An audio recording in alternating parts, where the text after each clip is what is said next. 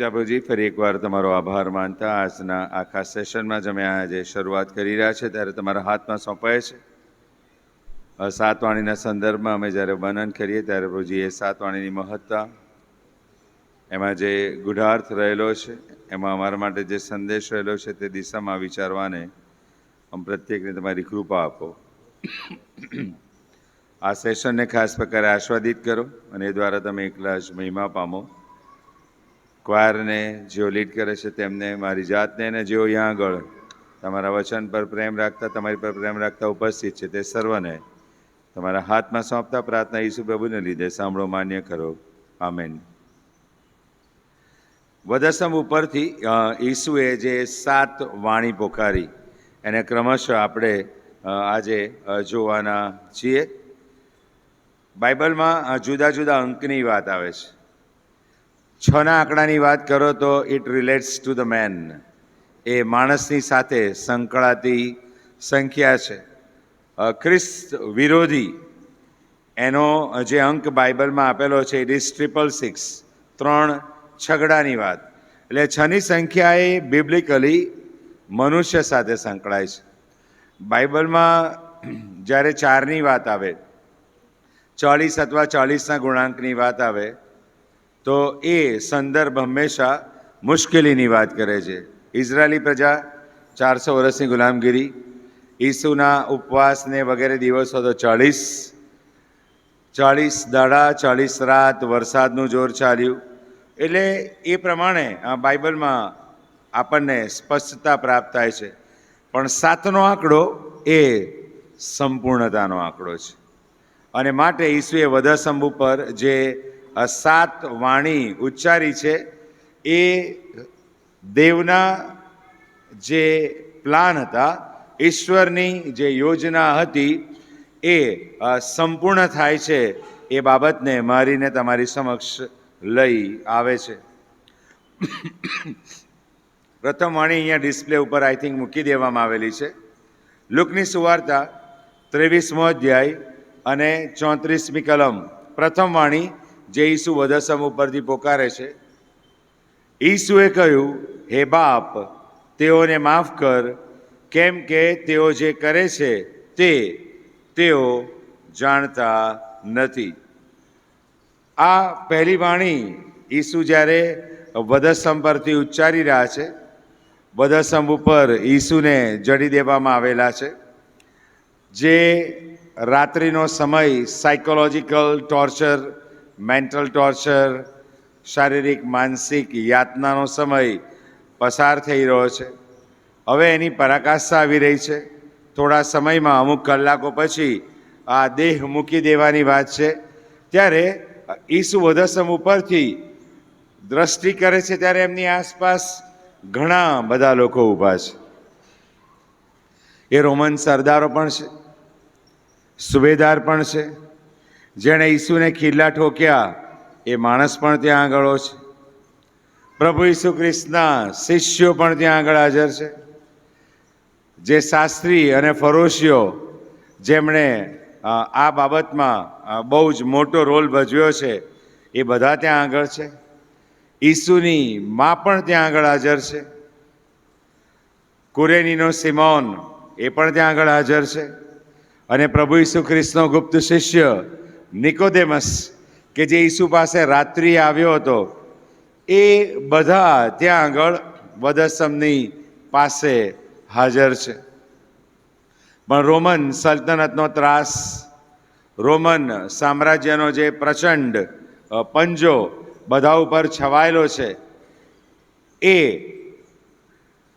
સરકારી વ્યવસ્થાને કોઈ ઉઠાપવા માગતું નથી.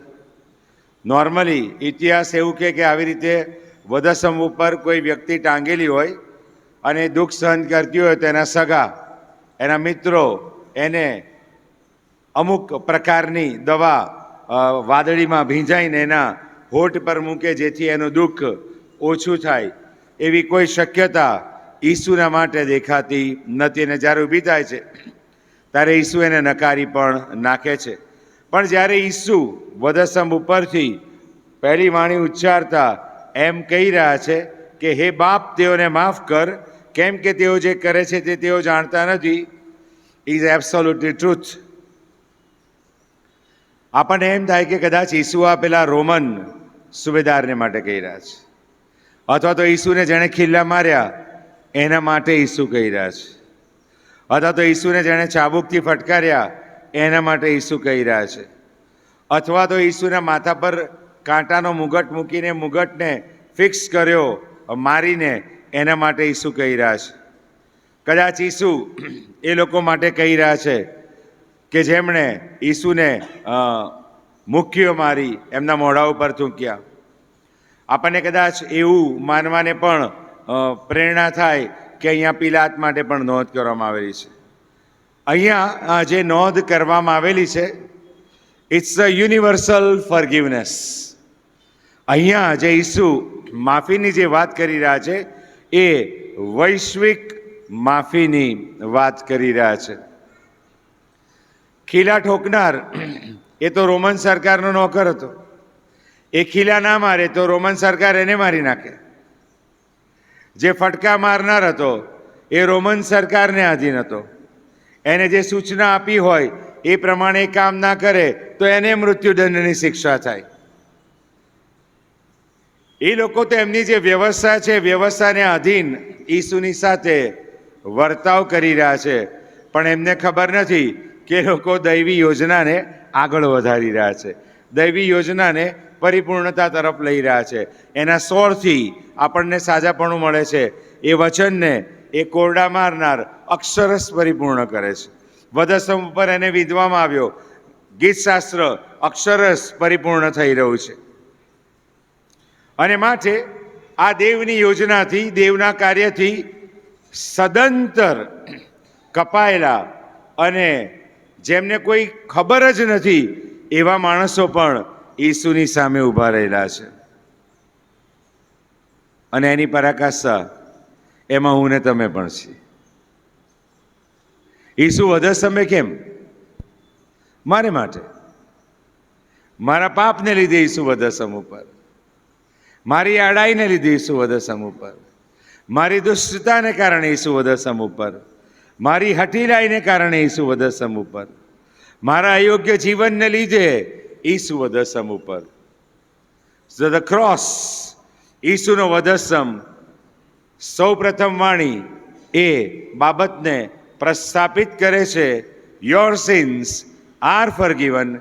તારા પાપ માફ થયા છે કારણ કે ઈસુ વધસ્તંભ ઉપર છે. એ જે પહેલી બાબત, પ્રથમ વાણી મારા અને તમારા માટે જે સૌથી મોટો આશીર્વાદ લઈને આવે છે એ તો માફીનો આશીર્વાદ છે. માફ કરવાનું વલણ આપણે ધરાવતા નથી. જો આપણે પાપમાં જીવીએ છીએ તો બીજાઓને માફ કરવું ઘણી બધી વખત આપણા માટે બહુ મુશ્કેલ બની જાય છે. જતું કરવાની ભાવના જાગૃત થતી નથી, જડતા આવે છે. પણ જ્યારે એ વધસ્તંભ પરનો ઈસુ હૃદયમાં આવે છે ત્યારે નમ્રતા આવે છે, જતું કરવાની ભાવના આવે છે, માફીની ભાવના આવે છે. અને શિષ્યોને પ્રભુ ઈસુ ખ્રિસ્તે પાસખા પાળવા સમયે જે કહ્યું હતું કે જેવું મેં તમને કર્યું એવું તમે અન્યને અને બીજાઓને કરો. પ્રથમ વાણી આજે મને અને તમને આ શુભ શુક્રવારે મેજના ભાગીદાર બન્યા પછી ઉત્તેજન આપી રહી છે, આવો આપણે બીજાઓને માફ કરીએ. તમામ કડવાશ, તમામ પ્રેજ્યુડિસ, તમામ પૂર્વગ્રહ, તમામ ધારણાઓ. ઘણી બધી વખત આપણે ધારણાઓમાં ફસાઈ જઈએ છીએ. આપણી વિચારધારા આપણને વ્યક્તિઓ માટે જુદા જુદા અભિપ્રાય બાંધવાને માટે મજબૂર કરી દેતી હોય છે. કારણ કે મારો વિચાર છે, મારી ધારણા છે, જે ઘણી બધી વખત વાસ્તવિક હોતી નથી. શૈતાન એનો ઉપયોગ કરે છે અને એ ઉપયોગ કરીને વ્યક્તિ વચ્ચે, કુટુંબ વચ્ચે, ભાઈ વચ્ચે, બેન વચ્ચે, સગાઓ વચ્ચે એક મોટું અંતર ઊભું કરે છે. શૈતાન મંડળીમાં એ જ કામ કરે છે, ભાગલા પાડવાનું કામ કરે છે. કેમ? કારણ કે ઈસુ વિહોણા આપણે એ બાબતમાં સરળતાથી સપડાઈએ છીએ અને વિભાજિત વૃત્તિ તરફ જાણીએ અજાણીએ આગળ વધી જઈએ છીએ. પ્રભુ આજે પ્રથમ વાણી દ્વારા આહવાન આપી રહ્યો છે, માફ કરો. દરરોજ આપણે આકાશમાં અમારા બાપ પ્રાર્થના બોલીએ છીએ, જેમ અમે અમારા ઋણીઓને માફ કર્યા તેમ પ્રભુ તું અમારા ઋણ અમને માફ કર. પણ એ વ્યવહારમાં હોવું જરૂરી છે. ના ગમતી વ્યક્તિ સામે આવે, આપણે મોઢું ફેરવી લઈએ છીએ. પ્રભુની મેજના ભાગીદાર બન્યા પછી પણ આ શક્ય છે, કારણ કે મેજનો પ્રણેતા ઈસુ આપણા જીવનોમાં નથી. પ્રભુ ઉત્તેજન આપે છે, માફ કરવાની ભાવના કેળવીએ.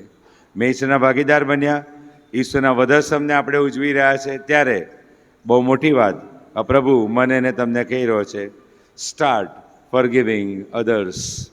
માફી આપો. માફ કરવું એ ખ્રિસ્તી વલણ છે.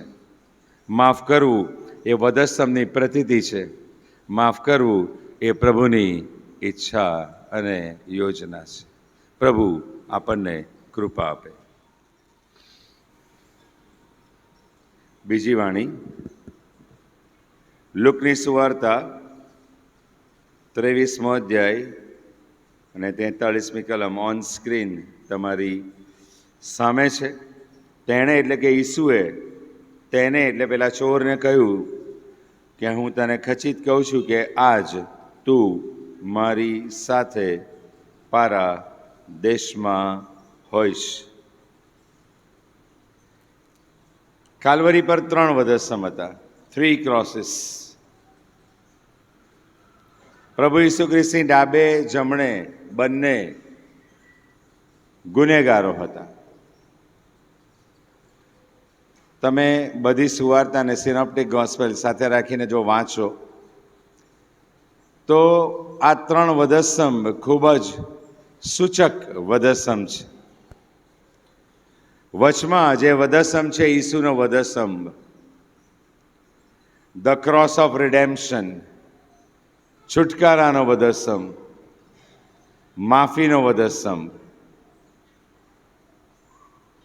બીજી બાબત કે જે આ વાણી સાથે સીધી લાગુ પડે છે, ઈસુ પેલા ચોરને કહે છે કે આજ તું મારી સાથે પારા દેશમાં હોઈશ. ધ ક્રોસ ઓફ રિસેપ્શન, ઈસુના સ્વીકારનો વધસ્તંભ. અને ત્રીજો વધસ્તંભ, ધ ક્રોસ ઓફ રિજેક્શન, ઈસુના નકારનો વધસ્તંભ. કેવી અજાયબ બાબત! ગલગથા ઉપર આ 3 વધસ્તંભને જ્યારે ઊભા કરવામાં આવ્યા ત્યારે બંને બાજુ ઈસુની ચોર છે, ક્રિમિનલ્સ, ગુનેગારો છે, અને વચ્ચે જે વ્યક્તિ છે હી ઇઝ ઇનોસન્ટ, એ નિર્દોષ છે, એનામાં કોઈ દોષ નથી, એણે કોઈ પાપ કર્યું નથી, છતાં ઇક્વલી એ શિક્ષા ભોગવી રહ્યો છે. પણ સૌથી મહત્વની વાત એ, ઈસુ વચ્ચે છે, બંને ચોર આજુબાજુ છે, ઈસુથી એક સરખા અંતરે છે, at the equal distance from Jesus. છતાં બંને ચોરમાં જે ભિન્નતા જોવા મળે છે એ કદાચ આજે આપણી વચ્ચે છે. એક ઈસુનો સ્વીકાર કરે છે અને બીજો ઈસુનો નકાર કરે છે. એકને ઈસુ ખાતરી આપે છે કે આજ તું મારી સાથે પારાદેશમાં હોઈશ. You will be with me in the paradise. વધસ્તંભ ઉપર મરતા મરતા ચોરે ઈસુના અધિકારનો, ઈસુના દૈવત્વનો અને ઈસુ સાથે જે ઘટનાક્રમ બન્યો એ નિહાળ્યો છે. ઈસુ પાપની માફી છે એ અનુભવ તરફ દેવનો પવિત્ર આત્મા એને દોરી રહ્યો છે.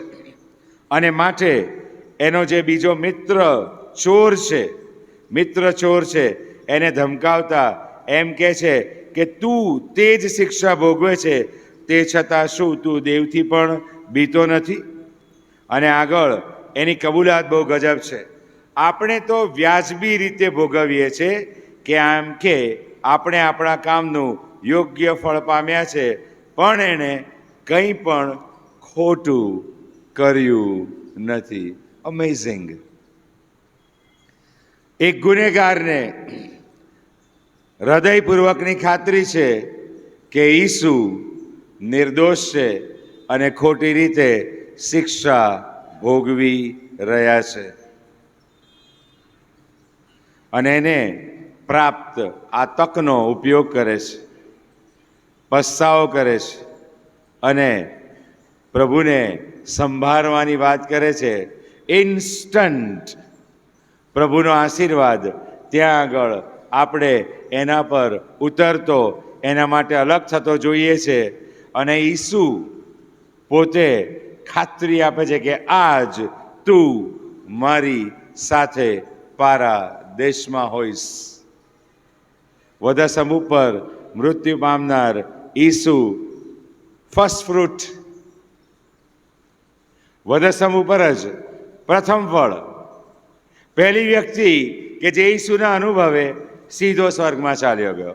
The first person on recorded in the Bible.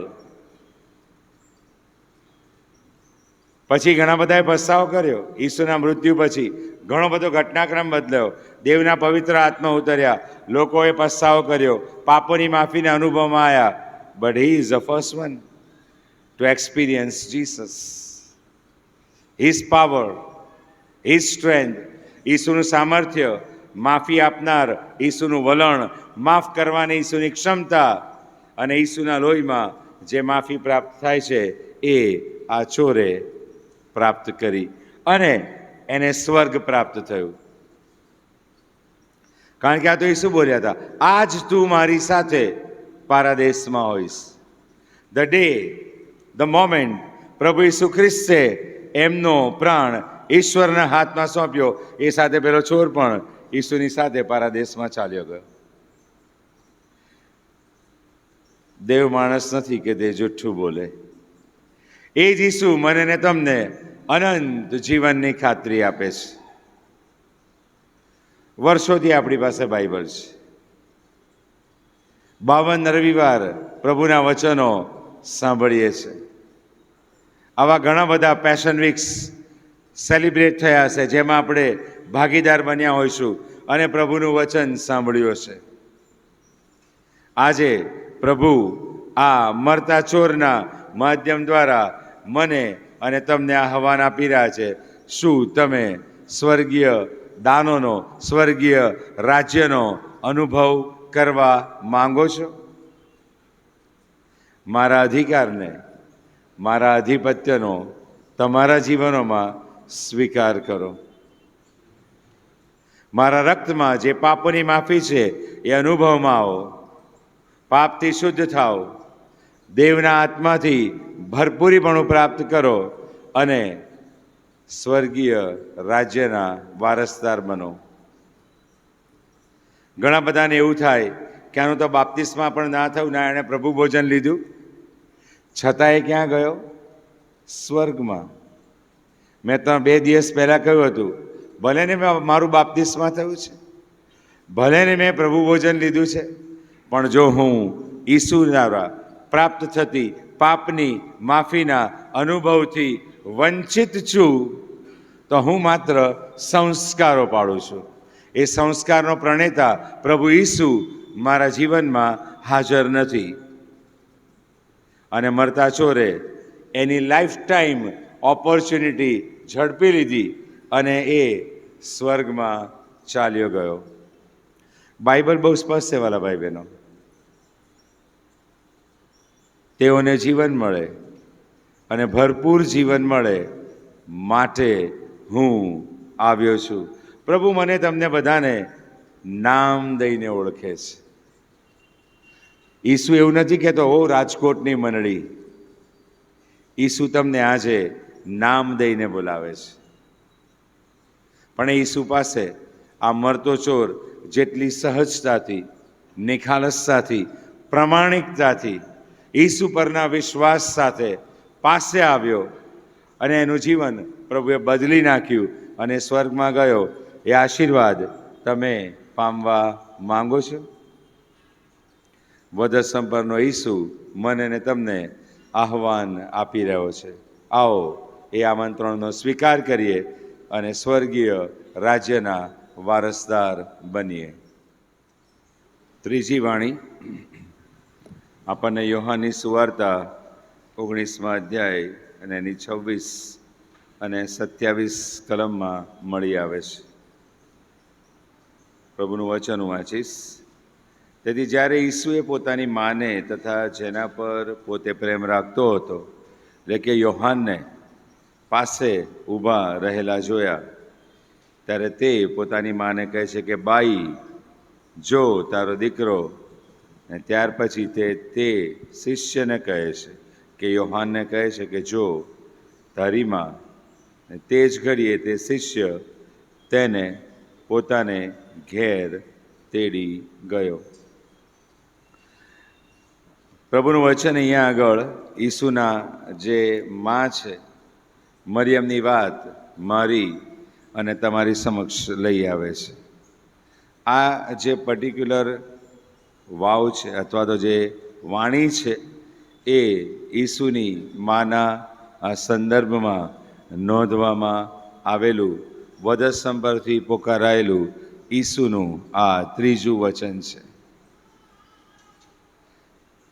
માની સામે દીકરાની આટલી કરુણ સ્થિતિ આપણે જાણીએ છીએ કે માના હૃદયને શું કરી નાખે?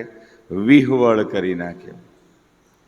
આપણા સંતાનોને જ્યારે કોઈ ઈજા થાય છે, આપણા સંતાનો જ્યારે માંદા પડે છે, આપણા સંતાનો જ્યારે મુશ્કેલીમાં હોય છે, ત્યારે આપણે મા બાપ તરીકે જે વ્યથામાંથી, જે મુશ્કેલીમાંથી, જે હતાશા, નિરાશામાંથી પસાર થઈએ છીએ, એ મારો તમારો ઈસુ જાણે છે. અને માટે આ વાણી જ્યારે ઉચ્ચારવામાં આવે છે ત્યારે ઈસુ મા શબ્દનો પ્રયોગ નથી કરતા. એ બહુ અજાયબ જેવી વાત છે. આપણને કદાચ એવો વિચાર આવે કે શા માટે ઈસુ એમ કહે છે કે બાઈ. અંગ્રેજી બાઇબલમાં વુમન વર્ડ લખવામાં આવેલો છે. હવે જે વધસ્તંભ ઉપર લટકી રહ્યો છે એ મનુષ્ય સ્વરૂપમાં દેવનો પુત્ર છે.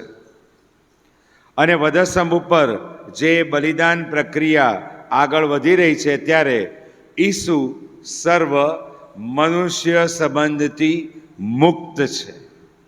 બહુ અગત્યની વાત. અને માટે ઈસુ આ જે સંબોધન કરે છે બાઈ તરીકેનું, એ ખૂબ જ સૂચક સંબોધન છે.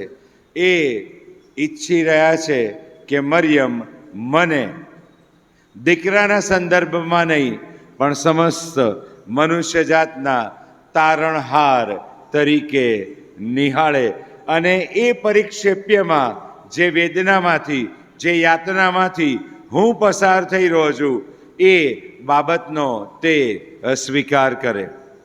અને માટે બાઈ તરીકે સંબોધન કરીને સાયમલ્ટેનિયસલી એ જ ઘડીએ ઈસુ પોતાનો જે નિકટનો શિષ્ય યોહાન છે એની તરફ દ્રષ્ટિ કરે છે અને મરિયમને કહે છે કે એ તારો દીકરો છે, હું નહીં, એ તારો દીકરો છે. મરિયમ એ સ્વર્ગીય યોજનાના પરિપૂર્ણ કરનાર એક માધ્યમ હતા. યશાયાની જે ભવિષ્યવાણી હતી, કુંવારીને ઉદરે દીકરો અવતરશે જેનું નામ ઇમાનુએલ પાડવામાં આવશે. મરિયમને ઈશ્વરે અલગ કરી હતી ઈસુના જન્મને માટે. પ્રભુ ઈસુ ખ્રિસ્તનો બર્થ ફિઝિકલ નહોતો, ઇટ વોઝ હેવનલી બર્થ. એ દૈવત્વના પરાક્રમથી થયેલો જન્મ હતો. માટે પૃથ્વી પર જન્મેલ એક જ મનુષ્ય પ્રભુ ઈસુ ખ્રિસ્ત પાપ વિહોણા જન્મ પામ્યા હતા. પણ હવે એ નિર્દોષ નિષ્કલંક ઈસુ મિશન હેવન, પાપની મુક્તિ, સ્વર્ગ, અનંત જીવન, તારણને છેલ્લો આખરી ઓપ આપવા જઈ રહ્યા હતા. ત્યારે ઈસુ એ સંબંધમાંથી મુક્ત થાય એ પણ એટલું જ વાસ્તવિક હતું. અને માટે ઈસુ ત્યાં આગળ કહે છે કે બાઈ જો તારો દીકરો, અને તે શિષ્યને કહે છે, એટલે કે યોહાનને કહે છે, જો તારી માં. યોહાન આજ્ઞાકારી શિષ્ય હતો. બાઇબલ ત્યાં નોંધ કરે છે તે જ ઘડીએ તે શિષ્ય તેને એટલે ઈસુની માને પોતાને ઘેર તેડી ગયો. ખ્રિસ્તી જીવનમાં આજ્ઞાપાલન સૌથી મહત્વની વસ્તુ છે. એદનવાડીમાં જે પરાકાષ્ઠા સર્જાઈ એ સૌથી પહેલું પાપ એ આજ્ઞા ભંગનું પાપ હતું. દેવની આજ્ઞાનો અનાદર કરવાનો હતો. સ્વ ઈચ્છા દેવની ઈચ્છા કરતા સર્વોપરી બની ગઈ. અને પ્રભુએ કહ્યું હતું એ અક્ષરશ પરિપૂર્ણ થયું, જે દાડે તું ખાશે એ દાડે તું મરશે જ મરશે. આત્મિક મરણની શરૂઆત થઈ. દૈહિક મરણ મનુષ્યમાં પેઠું. પરસેવાની શરૂઆત થઈ, મુશ્કેલીઓની શરૂઆત થઈ. પણ આજે 2000 વર્ષ પહેલાં વધસમ ઉપર એ બધાને પ્રભુએ પોતાના અધિકાર હેઠળ લઈ લીધા. આપણે સ્વર્ગીય નાગરિક છીએ. સ્વર્ગીય સંબંધમાં વૃદ્ધિ પામવાને માટે તેડાયેલા છે. અને પ્રભુ ઈસુ ખ્રિસ્ત અહીંયા વૈશ્વિક વાત કરે છે. બાઈ જો તારો દીકરો, અને યોહાન એ જ ઘડીએ મરિયમને પોતાના ઘરે તેડી જાય છે. We belong to universal Christian family. આપણે બધા એકબીજાના અન્યોન્યના ખ્રિસ્તના સંબંધમાં છીએ. ખ્રિસ્તનું ઐક્ય મને ને તમને એકબીજા સાથે જોડવાનું કામ કરે છે. બ્લડ રિલેશનની વાત નથી, આત્મિક સંબંધની વાત છે, સ્વર્ગીય સંબંધની વાત છે. અને સંબંધમાં ઈશ્વર આ વાણી દ્વારા મને ને તમને ઉત્તેજન આપતા જોડવા માટે, જોડાવા માટે કહી રહ્યા છે. સાચું ઐક્ય ઈસુમાં છે. The true unity comes in Jesus only. બે વ્યક્તિ વિશેષ નહીં મળી શકે, પણ એ જો ઈસુમાં છે તો એ ઐક્યમાં છે. કારણ કે બંને ઈસુના અધિકાર હેઠળ છે, ઈસુના પ્રેમના અનુભવમાં છે, ઈસુ દ્વારા પાપની માફીના અનુભવમાં છે. અને એમ કરતાં જેમ પાઉલ કહે છે, એકબીજા સાથે જોડાતા જવાની વાત, મંડળી બાંધવાની વાત, અદૃશ્ય અને દ્રશ્ય મંડળીમાં વૃદ્ધિ પામવાની વાત, અને એમ પ્રભુને મહિમા આપવાની વાત. બાઈ જો તારો દીકરો, અને પછી તે યોહાનને શિષ્યને કહે છે કે જો તારી માં, અને તે જ ઘડીએ શિષ્ય તેને ઘેર તેડી ગયો. પ્રભુ મને ને તમને જે કહે છે એ કરવાને આપણે સદા તત્પર રહેવું જોઈએ. પ્રભુની વાણી જ્યારે તમને સંભળાય કે આ યોગ્ય છે અને આ અયોગ્ય છે, ત્યારે એને આધીન થવાને માટે મારે ને તમારે સદા તૈયાર રહેવાનું છે. પહેલો ચમત્કાર, ચાકરોને કહેવામાં આવ્યું કે કુંડા ખાલી કરો, નો આર્ગ્યુમેન્ટ. પછી કહેવામાં આવ્યું પાણી ભરો, નો આર્ગ્યુમેન્ટ. ને પછી બાઇબલ શું કહે છે? પાણી દ્રાક્ષારસ થઈ ગયું. અને માટે ઈસુ બહુ ગજબ વાત કરે છે. જેઓ મને પ્રભુ પ્રભુ કહે છે એ તો નહીં, પણ જે મારા આકાશમાંના બાપની ઈચ્છા પૂરી કરે છે તે સ્વર્ગમાં જશે. મરિયમે ચાકરોને સખત વાત કરી. શું કીધું? એ તમને જે કંઈ કહે તે કરો. આજે પ્રભુ દેવ પવિત્ર આત્મા આપણને જે કંઈ કહે એ કરવાને તૈયાર છીએ. પ્રભુ આપણને એ દિશામાં ઉત્તેજન આપી રહ્યા છે. આપણે આધીન થઈએ. ચોથી વાણી, માથેની સુવાર્તા 27મો અધ્યાય ને 46મી કલમ ઓન સ્ક્રીન તમારી પાસે મૂકવામાં આવેલી છે. એને સંદર્ભમાં આનુષંગિક જે કલમ છે હું તમારી સાથે શેર કરવા માગું છું ને ત્યાર પછી આપણે મનનમાં જઈએ. અને 45મી કલમથી અને 6ઠ્ઠી હોરાથી તે 9મી હોરા સુધી આખા દેશ પર અંધકાર છવાઈ ગયો. અને આશરે 9મી હોરાએ ઈસુએ મોટે ઘાંટે બૂમ પાડી કે એલી એલી લમા શબક્થની, એટલે ઓ મારા દેવ તે મને કેમ મૂકી દીધો છે. જે ઘટનાક્રમ બન્યો બાઇબલ માટેની સુવાર્તામાં બહુ સ્પષ્ટ નોંધ કરે છે. અંધારું છવાઈ ગયું ઓલમોસ્ટ ફોર 3 hours. તમે કલ્પના કરો, આજથી 2000 વર્ષ પહેલાં આ જ સમયગાળા દરમિયાન એ સમયે અંધકાર છવાઈ ગયો હશે. અને એ જ્યારે ઘટના બને છે ત્યારે ઈસુ આ વાણી ઉચ્ચારી રહ્યા છે, એલી એલી લમા શબક્થની, મારા દેવ તે મને કેમ તજી દીધો છે. પ્રભુ ઈસુ ખ્રિસ્તની એ જે વેદના છે, પ્રભુ ઈસુ ખ્રિસ્તનો એમના પિતા સાથેના સંબંધમાં આ ઘટના બનવાથી જે અહેસાસ છે,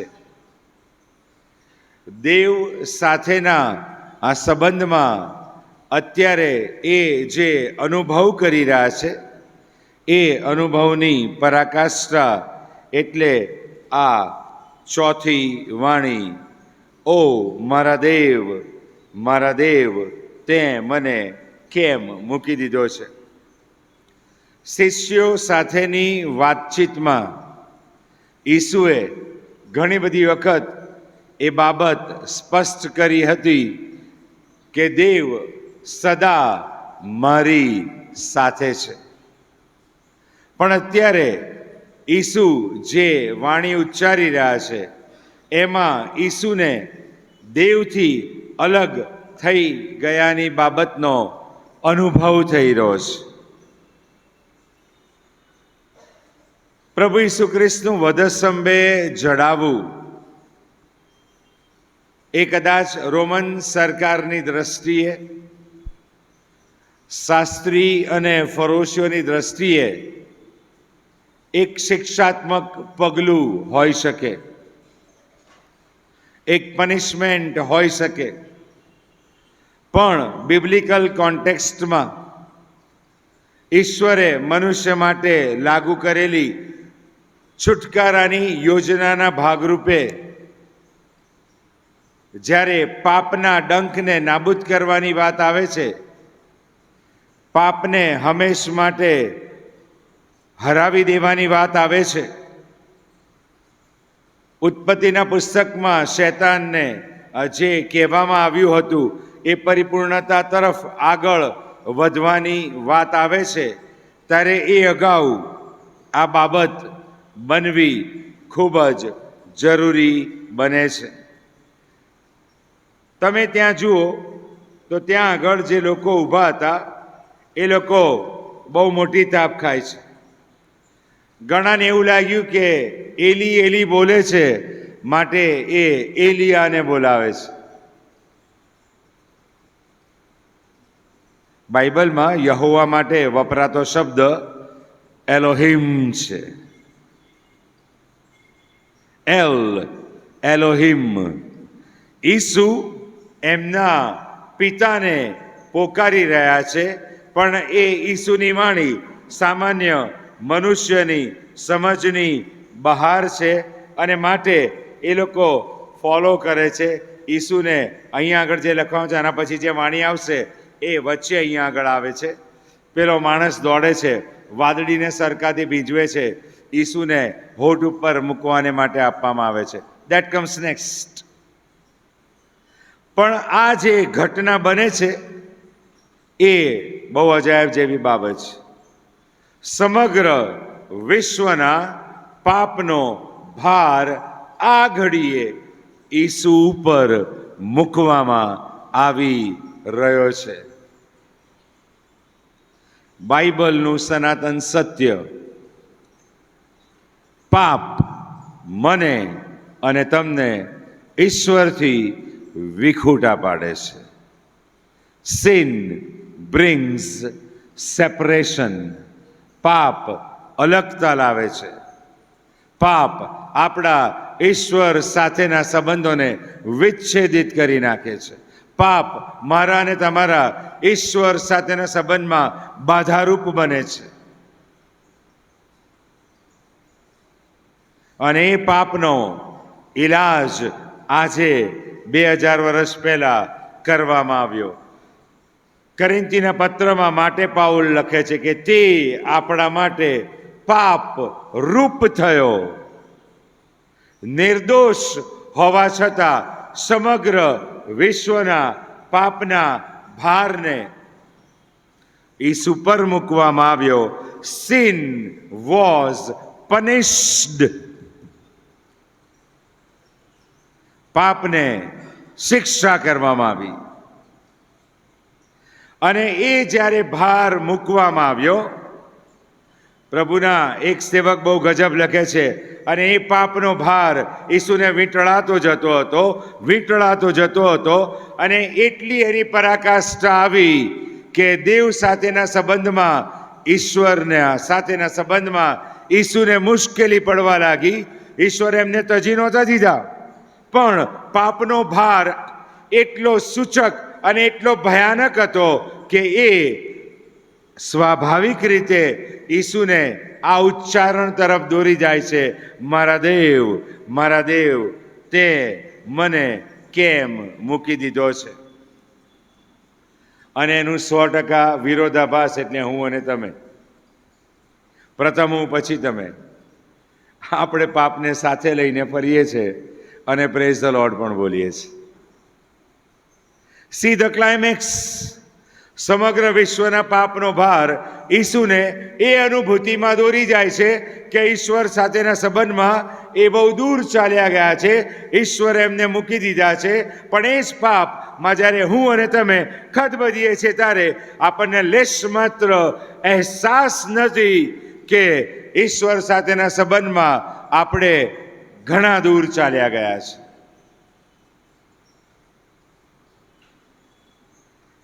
એ દલીલાના ખોળામાં સામસુને માથું મૂક્યું અને એનું સામર્થ્ય ક્યાં છે એ વાત એને પ્રગટ કરવામાં આવી.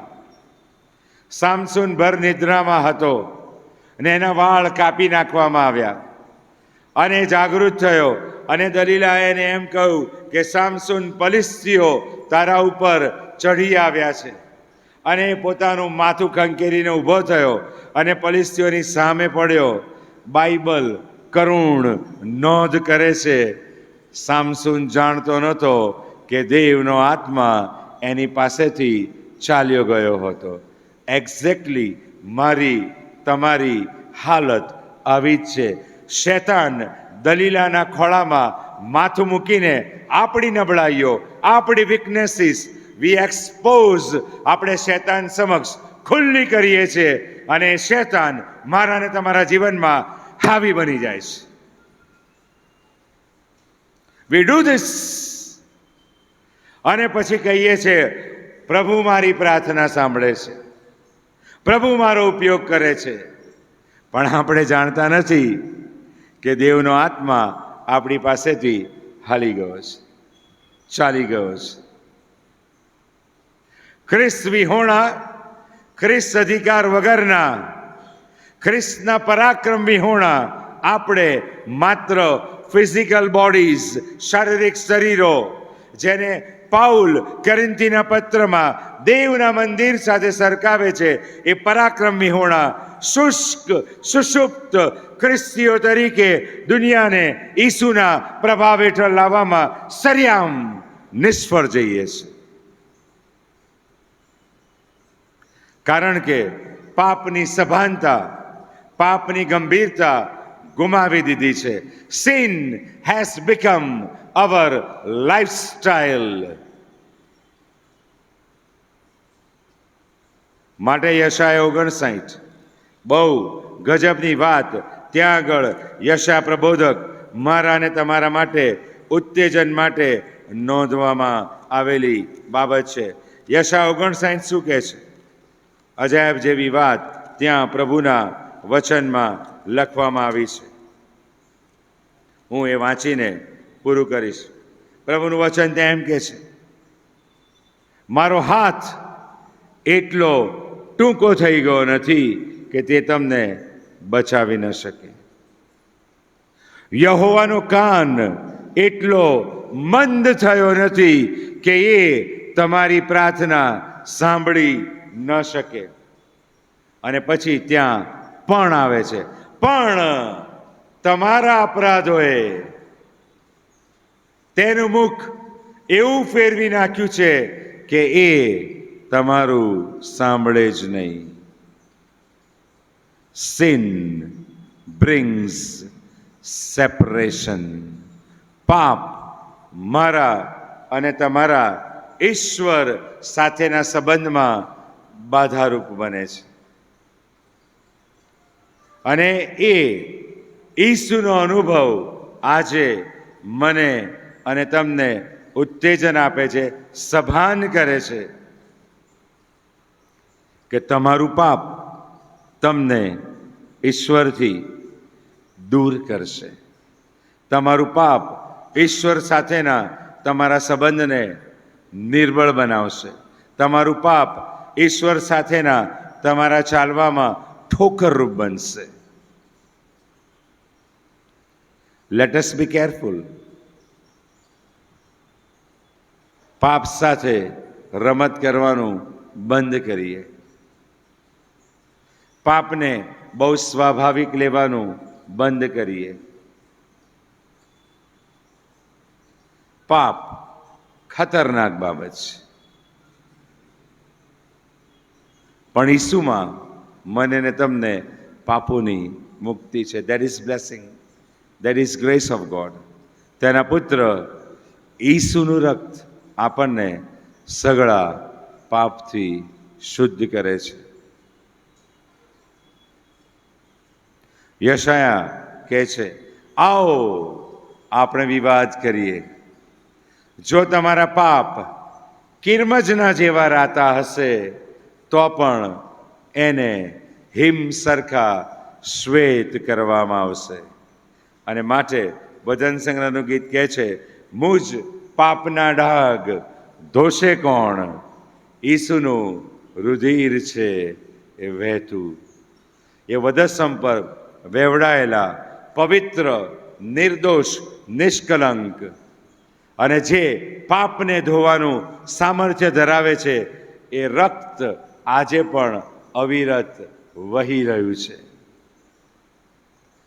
શું તમે એમાં ડૂબીને શુદ્ધ થવાને, પાપથી મુક્ત થવાને તૈયાર છો?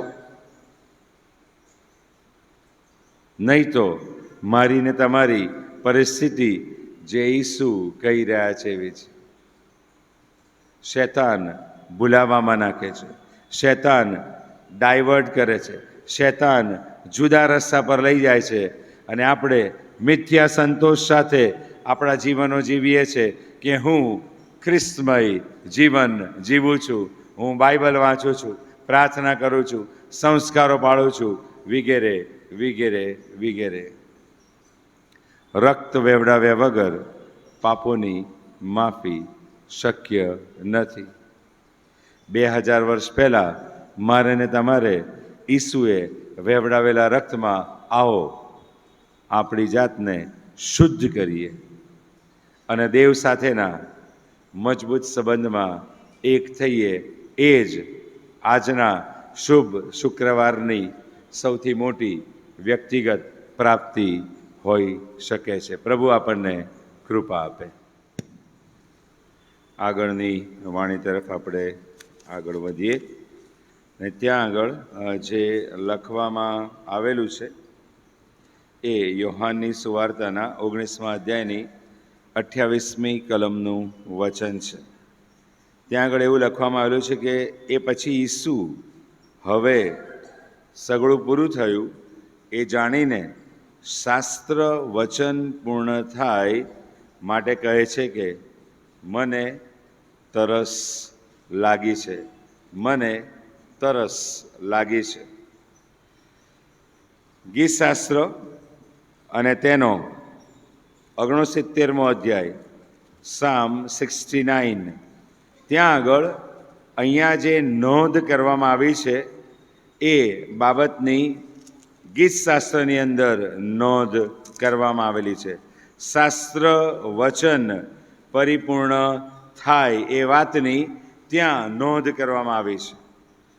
બાઇબલમાં જૂના કરારમાં તમે 523મા પૃષ્ઠ ઉપર 69મું ગીત જોશો તો ત્યાં દાઉદ પાસે આ પ્રોફેસી લખાવવામાં આવેલી છે અને ત્યાં એવું લખેલું છે, અને વળી તેઓએ મને ખાવા સારું પિત્ત આપ્યું અને મને તરસ લાગતા તેઓએ સરકો પાયો. અહીંયા આગળ આપણે હમણાં જોઈ ગયા ઈસુને સરકો પાવાની વાતની સુવાર્તામાં નોંધ કરવામાં આવેલી છે. એ સાથે ગીતશાસ્ત્ર 22માં પણ એ બાબતની નોંધ કરવામાં આવેલી છે. 15મી કલમ, મારું બળ સુકાઈને ઠીકરા જેવું થઈ ગયું છે, મારા જડબા સાથે મારી જીભ ચોંટી જાય છે, અને તે મને મરણની ધૂળમાં બેસાડી દીધો છે. ગીતશાસ્ત્રમાં ઘણા બધા ગીત લખવામાં આવેલા છે. એમાં આ બધા ગીતો જેમાંથી હું આ શેર કરી રહ્યો છું એ બધા ગીતો દાઉદ દ્વારા લખવામાં આવેલા ગીતો છે, અને દાઉદ દ્વારા આ પ્રબોધવાણી પ્રભુ ઈસુ ખ્રિસ્તના સંદર્ભમાં વર્ષો પહેલાં કરવામાં આવેલી છે. અને માટે અહીંયા આગળ યોહાન 19મા અધ્યાયના 28મા વચનમાં કહે છે કે શાસ્ત્ર વચન પૂર્ણ થાય માટે ઈસુ કહે છે કે મને તરસ લાગી છે. અંગ્રેજી બાઇબલમાં લખેલું છે આઈ થર્સ્ટ.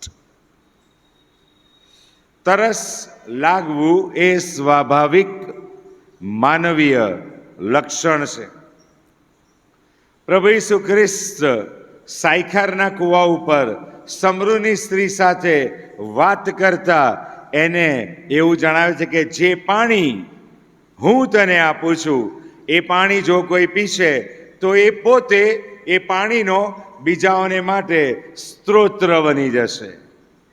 પ્રભુ ઈસુ ખ્રિસ્ત જીવતા પાણીની વાત કરે છે, પણ એ ઈસુ અત્યારે અહીંયા આગળ વધસ્તંભ ઉપર 5મી વાણીમાં પોકારી રહ્યા છે કે મને તરસ લાગી છે, મને તરસ લાગી છે.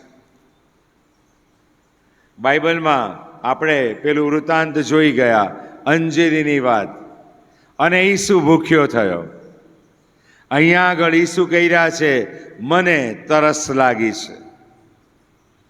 દેવપુત્ર, the son of God, at the same time the son of main.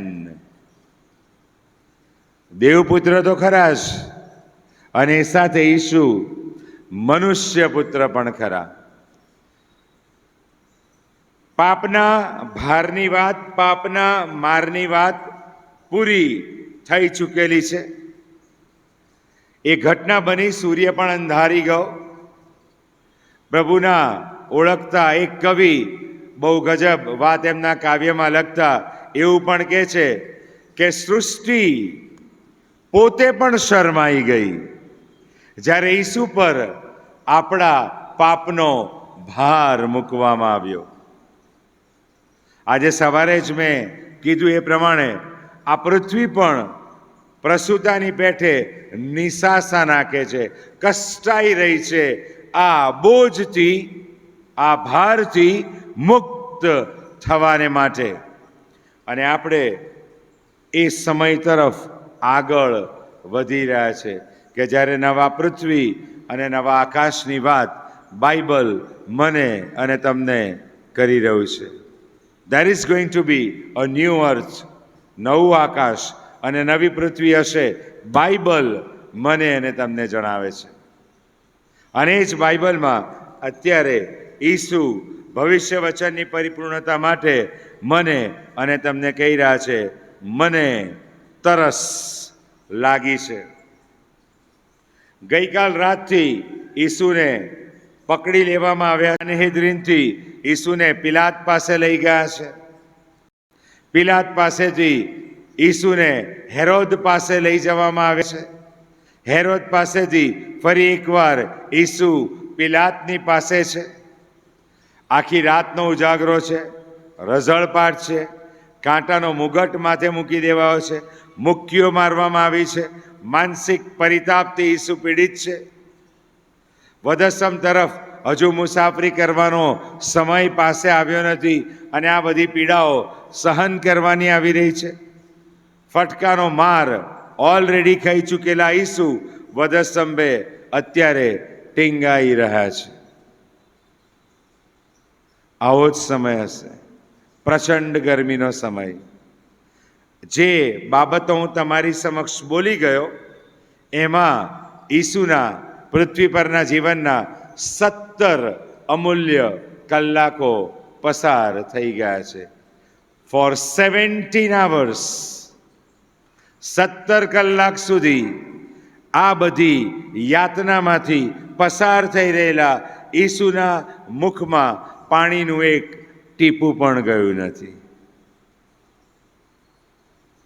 આપણે 3 કલાક પણ પાણી વગર સહન કરી ના શકીએ. અને એમાં ઉનાળો હોય તો બોટલ સાથે રાખીને જ ચાલીએ, વારે ઘડીએ પાણી પીએ અને ખાલી થયેલી બોટલને ફરી પાછી ભરીએ. પ્રભુ ઈસુ ખ્રિસ્તની આસપાસ યોહાન છે. થોડા શિષ્યો થોડા દૂર ઊભા છે. યોહાન વોઝ કરેજિયસ. એ વધસ્તંભની વધારે નિકટ છે. ઈસુની માં હિંમતવાન છે. એ વધસ્તંભની વધારે નિકટ છે. પીતર થોડો દૂર છે. He is maintaining distance. આપણી હાલત પણ એ શિષ્યો જેવી જ છે.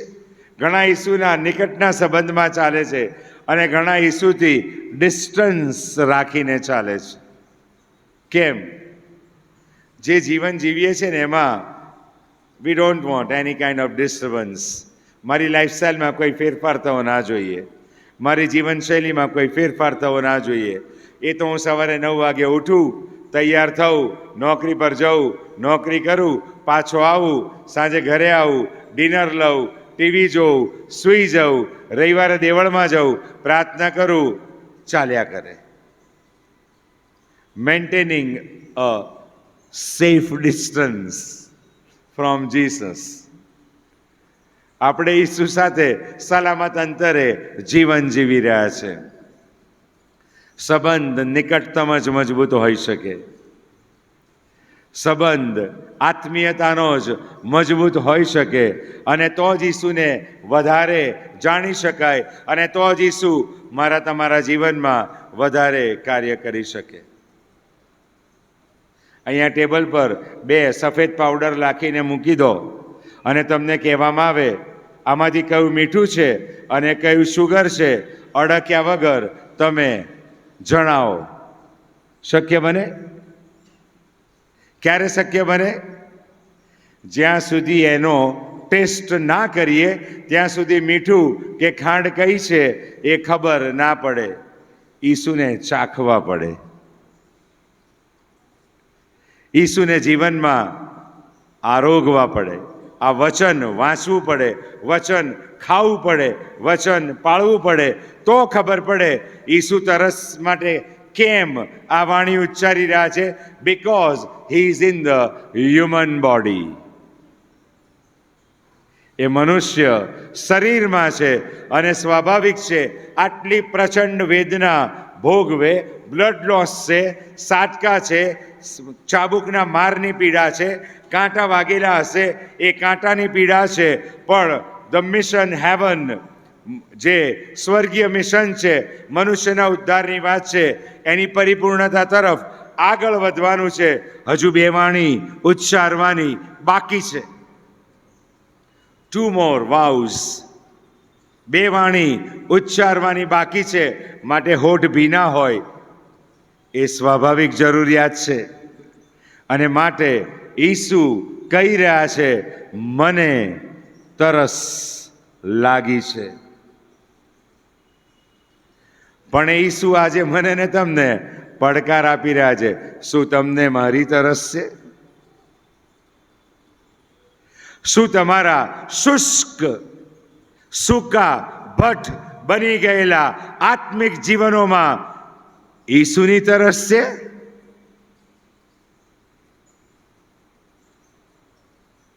ઈસુ જીવતું પાણી. સમરૂનીસીને શું કીધું? એના પેટમાંથી નદીઓ ફૂટી નીકળશે. પાપે આપણને શુષ્ક બનાવી દીધા છે. પાપે આપણને જડ બનાવી દીધા છે.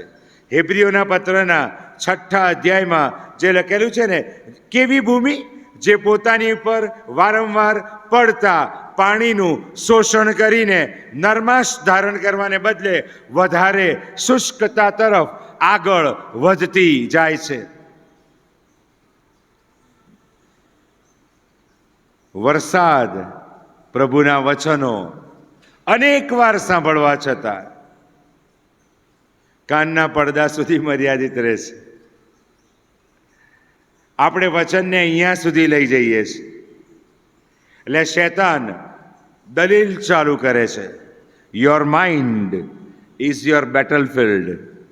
તમારું માનસ એ યુદ્ધ મેદાન છે. ત્યાં આપણે ઈશ્વરના વચન વિરુદ્ધ દલીલ કરીએ છીએ, શંકા કરીએ છીએ અને જાત જાતના બીજા આનુષંગિક વિચારોમાં ચાલ્યા જઈએ છીએ. માટે પાઉલ એમને એમ નથી કહેતો, ઘણાને વધસમની વાત મૂર્ખતા જેવી લાગે છે. ઘણાને વધસમની વાત કેવી લાગે છે? મૂર્ખતા જેવી લાગે છે. એ આપણા સુખા ભટ્ટ, શુષ્ક થઈ ગયેલા, વચનો દ્વારા વારંવાર પોષવામાં આવતા એ જીવનો શું આજે શુષ્ક છે? સૂકા ભટ્ટ છે? પ્રભુ ઈસુ પૂછી રહ્યા છે, હું જીવતું પાણી છું, શું તમને તરસ છે? એ વધસ્તંભરનો ઈસુ આજે મારા તમારા જીવનની આત્મિક તૃષા छिपावाने માટે તૈયાર છે. અને માટે જ તો ભજન સંગ્રહમાં પેલું અજાયબ જેવું ગીત લખવામાં આવ્યું છે, પાણી આપ મને પ્રભુ, તૃષિત છું, પાણી આપ મને. શિવ હે સરિતા સ્વર્ગથી, જે શુદ્ધિ કરે સૌ રીતની. શું હું અને તમે આજે આ શુભ શુક્રવારે આત્મા આપણા આત્મિક રીતે સૂકા થઈ ગયેલા, શુષ્ક થઈ ગયેલા, જળ બની ગયેલા જીવનોમાં ઈસુરૂપી જીવતા પાણીથી એ ભૂમિને ફરી પાછી ફળવંત કરવા તૈયાર છીએ? વધસ્તંભ ઉપર ઈસુના હાથ ફેલાયેલા હતા, બંધિત નહોતા. કમ અનટુ મી, મારી પાસે આવો અને આશીર્વાદનો અનુભવ કરો. મારી પાસે આવો અને મારા સામર્થ્યનો અનુભવ કરો. મારી પાસે આવો અને જે સ્વર્ગીય વાના મેં તમારે માટે સિદ્ધ કર્યા છે એ અનુભવમાં તમે આગળ વધો. હૃદયમાંથી ઉદ્ભવતો એક પડકાર, એક આહ્વાન આજે મારા તમારા જીવનોને સંપૂર્ણપણે બદલી શકે છે. I may be a Christian for 40 years, but even today I am Christless. 40 વર્ષથી હું ખ્રિસ્તી હોઈ શકું છું, પણ એ 40 વર્ષ બાદ આજે પણ હું ખ્રિસ્ત વિહોણો હોઈ શકું છું. મને તરસ લાગી છે. ઈસુ મને તમને કહી રહ્યા છે, શું તમને તરસ લાગી છે? કેવું ગજબ કીધું સમરૂનીસીને, જે પાણી હું તને આપીશ એ જો તું પીશ તો ફરી તને કદી તરસ લાગશે જ નહીં. આપણે આપણા જીવનની તૃષા छिपाववा मिटाववा व्यर्थ फांफा मारीए छे। सुलेमान माटे कहे छे व्यर्थतानी व्यर्थता सगळुं व्यर्थ छे अने आपणा तमाम कार्यों आपणा तमाम प्रयत्नों हवामां बाचका भरवा जेवा छे। We try a lot but achieve nothing. प्रयत्न पुष्कळ करीए छे पण प्राप्त शून्य। ईसु आजे शुभ शुक्रवारे मने ने तमने उत्तेजन आपी रह्या छे। तमारा आत्मिक जीवनो शुष्क छे, I am ready, I am ready. हूँ तमने ए जीवतुं पाणी आपवा तैयार छुं। प्रभु इच्छे छे आपणामांथी जीवता पाणीनी नदीओ वहे अने सूका भट्ट ख्रिस्त विहोणा पापमय जीवनोमां कार्य थाय अने ए लोको ईसु तरफ पाछा फरे। प्रभु आपणने ए दिशामां आपणा जीवनो व्यवस्थित करवाने माटे कृपा आपे। छठ्ठी वाणी तरफ आपणे आगळ वधवा मांगीए छीए। जे तमाम 5 वाणी पर मनन करवाने माटे प्रभुए कृपा आपी, प्रभुनो आभार मानीए। देवनी योजना हवे एनी परिपूर्णता तरफ छे अने माटे योहाननी सुवार्ताना 19मा अध्यायमां 30मा वचनमा योहान आ प्रमाणे नोंध करे छे। माटे ईसुए सरको लीधा पछी कह्युं के संपूर्ण थयुं अने माथुं नमावीने तेणे प्राण छोड्यो। जे छठ्ठी वाणी छे एनुं टाइटल छे संपूर्ण थयुं। उत्पत्तिनुं पुस्तक अने एनो जो 3जो अध्याय तपासीए तो एना संदर्भमां आ भविष्यवाणी आपणे वधारे समज पड़े ए बाबत अहींया आगळ नोंधवामां आवेली छे। आदम अने हवाए फळ खाई लीधुं। फळ खाधा पछी बाइबल कहे छे ए प्रमाणे यहोवा देव तो एमनी टेव मुजब फरी एक वखत ए दिवसे एदनवाड़ीमां आदम अने हवानी पासे आवे छे। दररोज करता कंईक जुदी घटना बने छे।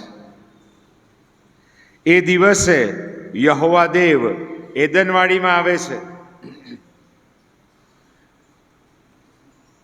आ अगाऊ पण यहोवा एदनवाड़ीमां आदम अने हवानी मुलाकाते जता अने ज्यारे मुलाकाते जता त्यारे आदम अने हवा यहोवाने मळवाने माटे तैयार होय, राह जोता होय।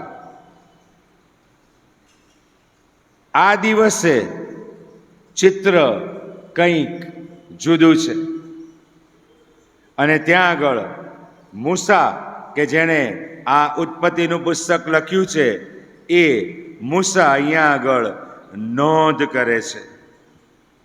8મી कलम उत्पत्ति 3:8 दिवसने ठंडे पोरे यहोवा देव वाड़ीमां फरतो हतो।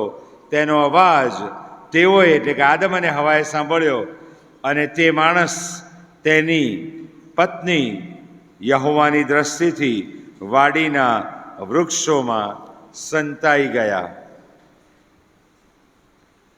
पापनी असर પાપ મને અને તમને ઈશ્વરથી સંતાડવાનું કાર્ય કરે છે. My sin હાઇડ્સ me away from the God. કેમ સંતાવવું પડ્યું? કારણ કે ભૂલનો અહેસાસ કોરી ખાતો હતો. ઈશ્વરની આજ્ઞાની ઉઠાપવાની બાબત એમને વિહવળ બનાવતી હતી. બાઇબલ કહે છે આદમ અને હવાએ આજ્ઞા ભંગનું પાપ કર્યું. બટ સી, પાપ કઈ રીતે મારા તમારા વ્યક્તિગત વ્યવહારુ જીવનમાં પ્રવેશ કરે છે એ અહીંયા લખેલું છે. હું બે બાબત તમારી સાથે શેર કરીશ. બાઇબલ 3 અધ્યાયની શરૂઆતમાં એમ કહે છે કે અને યહોવા દેવના બનાવેલા ખેતરના સર્વ જાનવરો કરતા સર્પ ધૂર્ત હતો. તેણે સ્ત્રીને કહ્યું, શું દેવે તમને ખરેખર એવું કહ્યું છે કે વાડીના હરેક વૃક્ષનું ફળ તમારે ન ખાવું? મને પ્રભુએ જે સમજાવ્યું છે ને એ તમારી સાથે શેર કરું. વાત તો આ જ છે. But you know what was the first thing which lead to the fall? પ્રથમ કઈ બાબત? હવાએ શૈતાનને એનો કાન આપ્યો. So listen to what devil said. સાંભળ્યું? શૈતાનનું કાર્ય મારા તમારા હૃદયમાં, મનોમાં ઈશ્વરના વચન વિશે શંકા ઉત્પન્ન કરવાનું છે. ખરેખર દેવે એવું કહ્યું છે? Question mark. આ સાંભળવાની અસર શું થઈ? બાઇબલ શું કહે છે? સ્ત્રીએ સર્પને કહ્યું, વાડીના વૃક્ષના ફળ ખાવાની અમને રજા છે, પણ દેવે કહ્યું છે કે વાડીની વચ્ચેના વૃક્ષના ફળને તમારે ખાવું કે અડકવું નહીં, રખેને તમે મરો. ઉપર જ બીજો અધ્યાય છે, એની 17મી કલમમાં દેવે શું કહ્યું છે? એ ટેક્સ્ટ હું વાંચું છું. યહોવાએ શું કીધું? વાડીના હરેક વૃક્ષ પરનું ફળ તું ખાયા કર.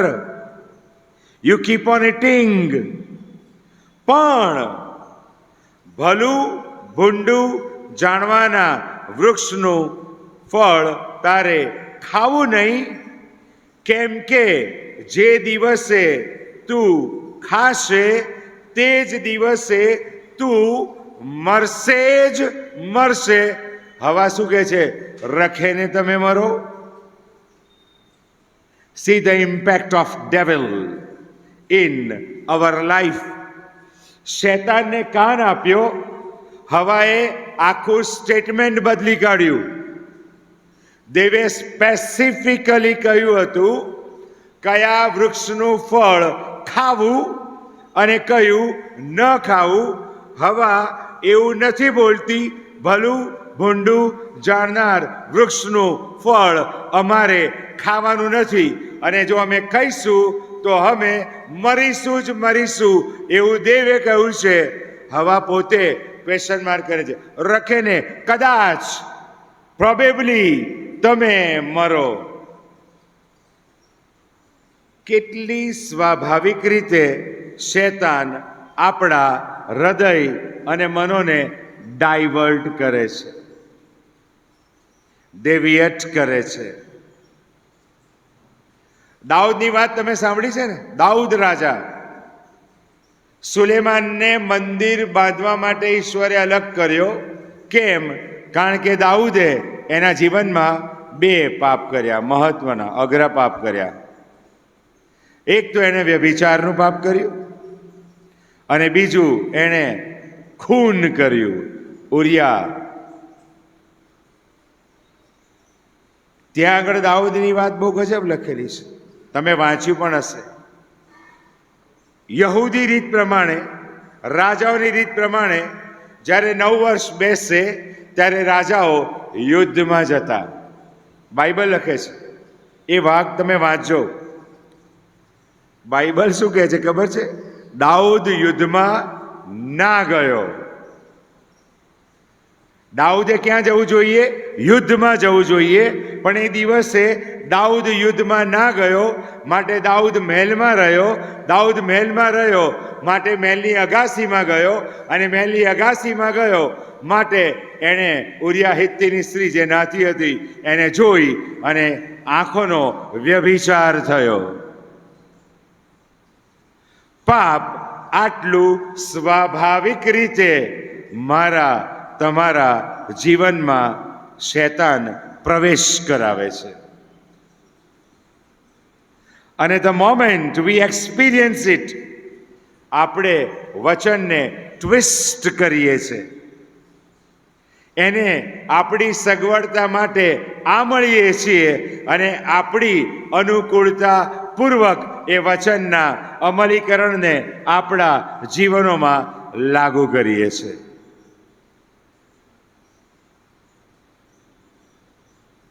મારા ચર્ચમાં ઘણા વ્યસની વ્યક્તિ હતા, પણ એમનો સમય પૂરો થયો.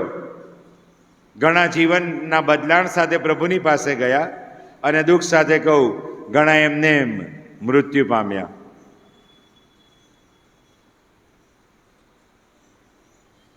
એમાંના ઘણા લોકો મારી સાથે વાત કરતા એવું ઘણીવાર કે હું તો દારૂ પીઉં છું, પીને સૂઈ જ જાઉં છું, કુટુંબવાળાને હેરાન નથી કરતો, પીવાનું, ખાઈ પીને સૂઈ જવાનું. આત્મસંતોષ, મિથ્યા સંતોષ. હું તો કંઈ છાકટો થતો નથી. See, we use the word of God in a manner which helps to promote my sin. આપણે પ્રભુના વચનને મારી જોડીને, વાળી તાણી તૂસીને એવું બેસાડીએ છીએ કે જેથી આપણા પાપમય જીવનને અનુકૂળ લાગે.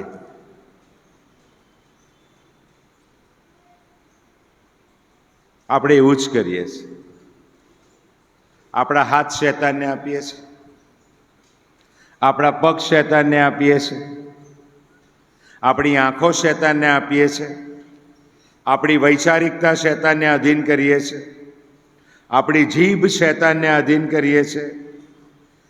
અને પછી શું થાય છે મને અને તમને બહુ વાસ્તવિક ખબર છે. પાપ સાથે રમત ના થાય. We play with the since. રમત કરીએ છીએ. પાઉલ રોમી 12 બહુ સ્પષ્ટ કહે છે, આ જગતનું રૂપ તમે ન ધરો. દુઃખ સાથે આપણે બધાએ કબૂલ કરવું પડશે, આપણે જગતનું રૂપ, જગતની રીત, જગતની રસમ, જગતની શૈલી વ્યક્તિગત જીવનમાં, કૌટુંબિક જીવનમાં અને એના લીધે મંડળીમાં દાખલ કરી દીધી છે. સમસ્યા માટે છે. પાઉલ બહુ ગજબ વાત કહે છે, તમે જગતમાં છો પણ તમે શું કહે છે? જગતના નથી. You are in the world, but you don't belong to the world. કારણ કે જગતનો અધિકારી શૈતાન છે. તમે આબુ પ્રવાસ પર ગયા હશો, સિમલા મનાલી ફરવા ગયા હશો, કાશ્મીર પણ ગયા હશો, હિમાલય ગયા હશો, મહાબળેશ્વર ગયા હશો. ત્યાં ઘર બનાવી દીધું? પાછા ક્યાં આવ્યા? રાજકોટ જ આવ્યા ને? પાઉલ કહે છે વી આર ટ્રાવેલર. આપણે મુસાફર છીએ. પણ શૈતાન આપણને કહે છે ઘર અહીં જ બનાય, અહીં જ ઘર બનાય, સ્વર્ગમાં જવાનું નથી, અહીં જ મજા છે. દારૂ અહીં મળશે, સ્વર્ગમાં નહીં મળે. વ્યભિચાર અહીં થશે, સ્વર્ગમાં નહીં થાય. જુઠ્ઠું અહીં બોલાશે, ત્યાં નહીં બોલવા મળે. And we are tempted. આપણે એ પ્રલોભનમાં બહુ સાહજિકતાથી પસાર થઈ જઈએ છીએ, ફસાઈ જઈએ છીએ. અઘરી વાત કહું, કોઈ પર્સનલ ના લેતા, પ્રભુ મને બોલાવે છે, હું તમારી સાથે શેર કરું છું. બાઇબલ બહુ સ્પષ્ટ કહે છે આપણા શરીર પર કોઈની છાપ ના હોય. હા કે ના? Tattoos all over the world. હા કે ના? Against the God. મારા તમારા ઉપર ખ્રિસ્તની છાપ હોવી જોઈએ, જગતની નહીં.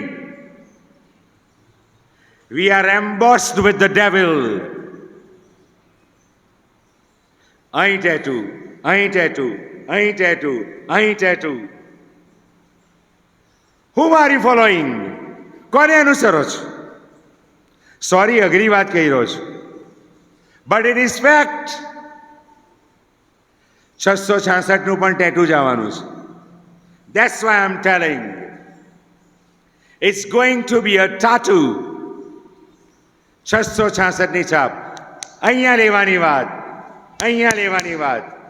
We have started it. We have started it. માટે પાઉલ કહે છે આ જગતનું રૂપ તમે ન ધરો. We have adopted worldly practice. જગતની રીતભાત જીવનમાં ઘૂસી ગઈ છે, જગતના મૂલ્યો જીવનમાં ઘૂસી ગયા છે. ઈસુ અમતું નથી કહી રહ્યા. અહીંયા આગળ જે લખે છે, જે ભવિષ્યવાણી અહીંયા આગળ પરિપૂર્ણતાની વાત ઈસુ કરી રહ્યા છે, પણ એ પરિપૂર્ણતાને આપણે શૂન્ય બનાવી દીધી છે. પાપ સ્વાભાવિક બની ગયું છે, પાપ ગમતી બાબત બની ગઈ છે. પાપ ખાઈએ છે, પાપ પીએ છે, પાપમાં રચ્યા પચ્યા છીએ. ઈસુ સાથે કોઈ લેવા દેવા નથી. છે ખ્રિસ્તની છાપ તો સંપૂર્ણ. કોની છાપ છે મારે તપાસવાનો વિષય છે, આપણે તપાસવાનો વિષય છે. ઈસુ વધસ્તંભ ઉપર જ્યારે બૂમ પાડે છે સંપૂર્ણ થયું, ઇટ્સ અ વિક્ટરી સાઉન્ડ, વિજય ઘોષ છે. શું સંપૂર્ણ થયું? ઉત્પત્તિ 3 અધ્યાયમાં શૈતાનને કહ્યું તું એની એડી છૂટશે અને એ તારું માથું છૂટશે. શૈતાનના માથાને છૂંદી નાખવામાં આવ્યું. હાલેલુયા. પાપના ડંકને નાબૂદ કરી દેવામાં આવ્યો. હાલેલુયા. પાપની પરાકાષ્ઠાને નાબૂદ કરી દેવામાં આવી. અનંત જીવનને ખુલ્લું કરી દેવામાં આવ્યું. મંદિરનો પડદો ઉપરથી નીચે સુધી ચિરાઈ ગયો. દેવ સાથેનો સંબંધ ઈસુ દ્વારા સીધો કરી દેવામાં આવ્યો. માટે ઈસુ કહે છે સંપૂર્ણ થયું. તમામ ભવિષ્યવાણી, તમામ પ્રોફેસી, તમામ કાર્ય કે જેના લીધે ઈસુએ આ પૃથ્વી પર 33.5 વર્ષની મુસાફરી કરી, એ મુસાફરીનો સંપૂર્ણ થયા સાથે અંત આવે છે. God mission fulfilled, completed. મનુષ્ય જાતના ઉદ્ધારને સિદ્ધ કરી દેવામાં આવ્યો છે. મનુષ્ય જાતના ઉદ્ધારને મુક્ત કરી દેવામાં આવ્યો છે. જે કોઈ મારા પર વિશ્વાસ કરે તેનો નાશ ન થાય, પણ અનંત જીવન પ્રાપ્ત થાય. કમ્પ્લીટ.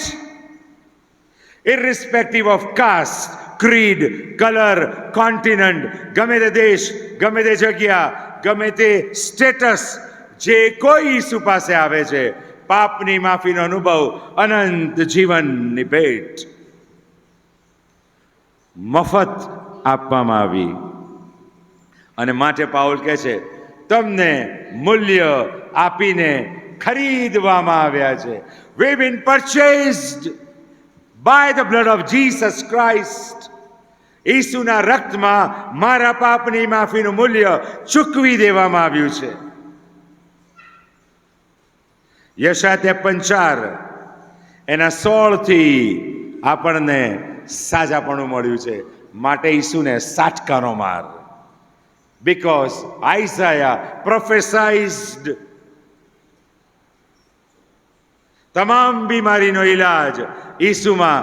આ તો વાલા ભાઈ બહેનો એવી વાત કે પ્રમોદભાઈને હું સૂચના આપું, પ્રમોદભાઈ રાજકોટમાં આ દુકાને જાઓ અને આ વસ્તુ તમારા માટે રાખી મૂકેલી છે, ત્યાં જઈને તમે વસ્તુ લઈ આવો. Cost has been paid. કિંમત ચૂકવી દેવામાં આવી છે. વધસમ ઉપર માંદગીને મુક્ત કરી દેવામાં આવી છે. તમામ રોગોનો ઈલાજ વધસમ ઉપર મુક્ત કરી દેવામાં આવેલો છે. પાપની માફી વધસમ ઉપર સાર્થક કરી દેવામાં આવી છે.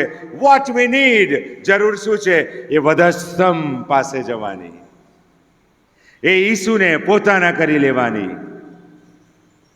તો અમારું જીવન સંપૂર્ણ થશે. Then only I will be blessed.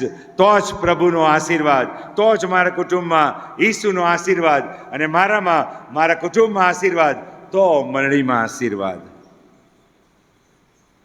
સંપૂર્ણ થયું. Mission heaven completed. મારા માટે, મારા પાપને માટે, મારી આડાઈને માટે, મારા કુટુંબના પાપ માટે ઈસુ મર્યા. And then he finished it.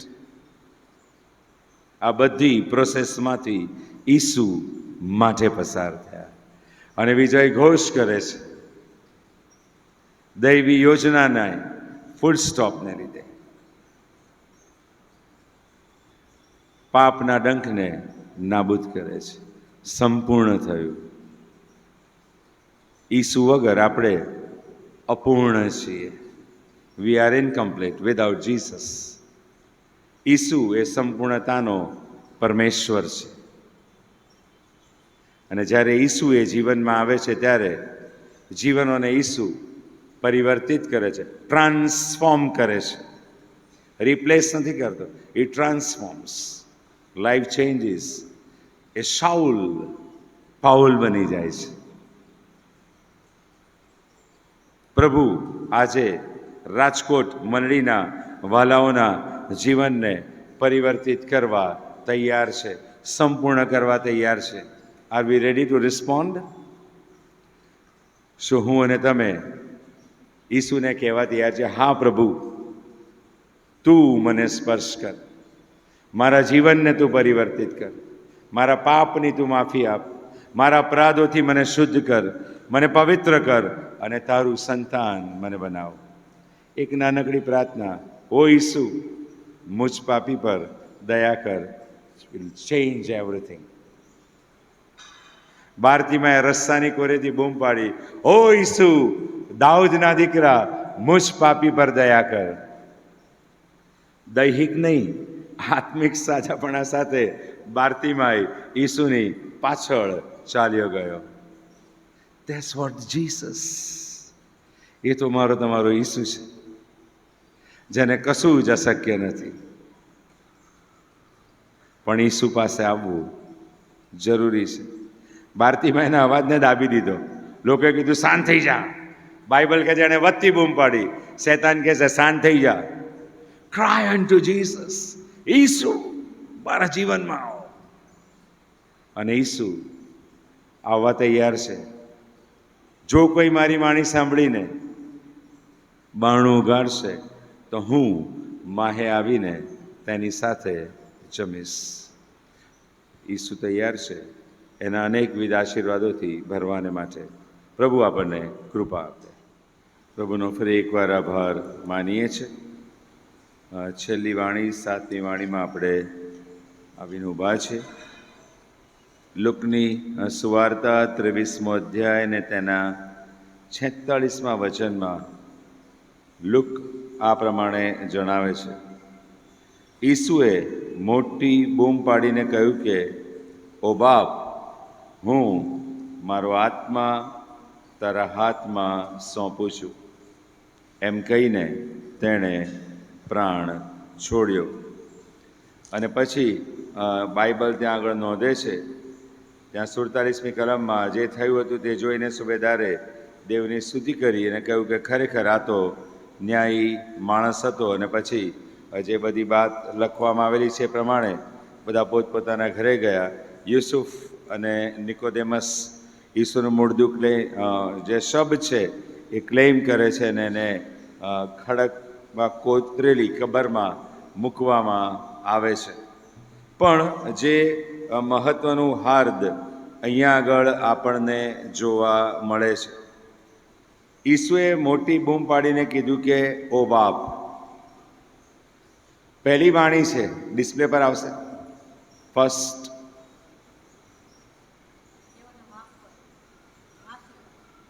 એમાં શું લખેલું છે? બાપ શબ્દ ત્યાં પણ તમને જોવા મળશે. અને 7મી વાણીમાં પણ તમને ઓ બાપ શબ્દ જોવા મળે છે. પહેલી વાણી સંબોધન પિતાને કરવામાં આવેલું છે. 7મી વાણી સંબોધન પિતાને કરવામાં આવેલું છે. અહીંયા બાઇબલ મને અને તમને બહુ અજાયબ જેવી કેટલીક બાબતો જણાવે છે. આ છેલ્લી વાણીમાં ઈસુ એવું કહે છે કે ઓ બાપ, હું મારો આત્મા તારા હાથમાં સોંપું છું.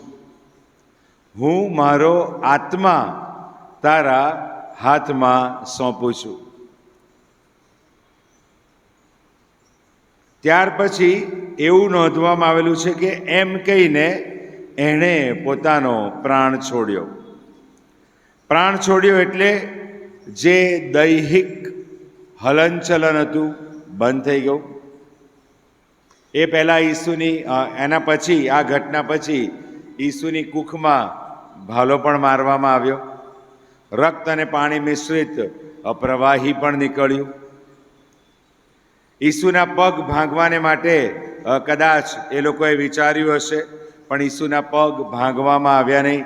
ઘૂંટણ ઉપર ફટકા ના મારવામાં આવ્યા, કારણ કે ભવિષ્યવાણી હતી, દાઉદ દ્વારા કહેવડાવવામાં આવેલું હતું કે એનું એક પણ હાડકું ભાંગવામાં આવશે નહીં. So the body of the Jesus, ઈસુનું શરીર વધસ્તંભ ઉપર ઇન્ટેક્ટ હતું.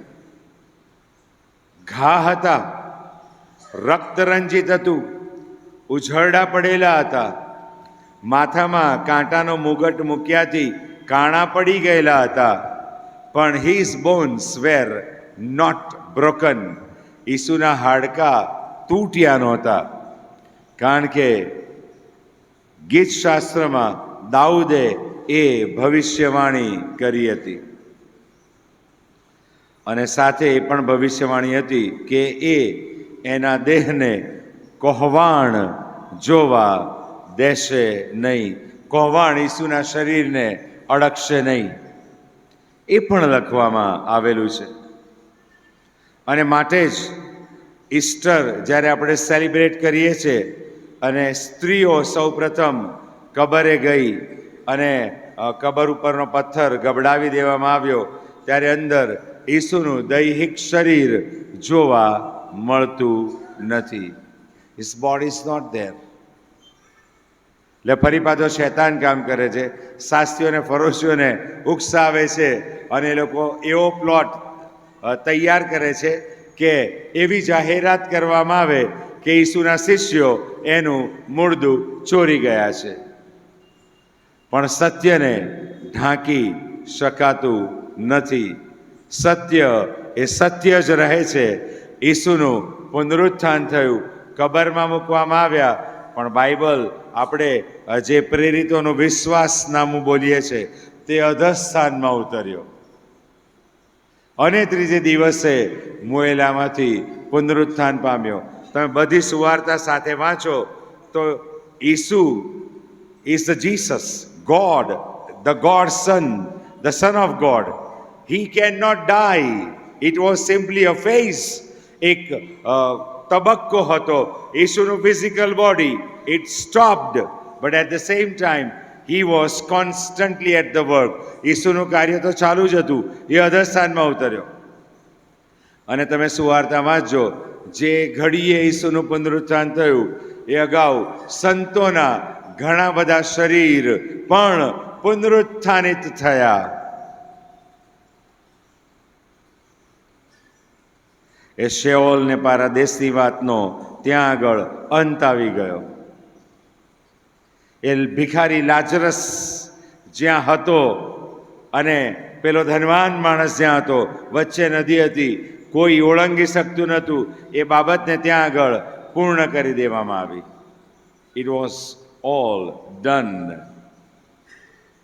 અને ઈસુ, એ જ ઈસુ ફરીવાર મને અને તમને લેવાને માટે આવી રહ્યા છે. થેસાલોનિયન્સ, પ્રમુખ દૂતની વાણી સહિત, ગર્જના સહિત, વાદળા સહિત ઈસુ આવી રહ્યા છે. ક્યાં? ગગનમાં. ક્યાં આવી રહ્યા છે? ગગનમાં. ડોન્ટ બી મિસ્ટેકન, ઈસુ પૃથ્વી પર નથી આવી રહ્યા, ઈસુ ગગનમાં આવી રહ્યા છે. અને બાઇબલ બહુ ગજબ લખે છે, જેઓ ખ્રિસ્તમાં મોયેલા છે.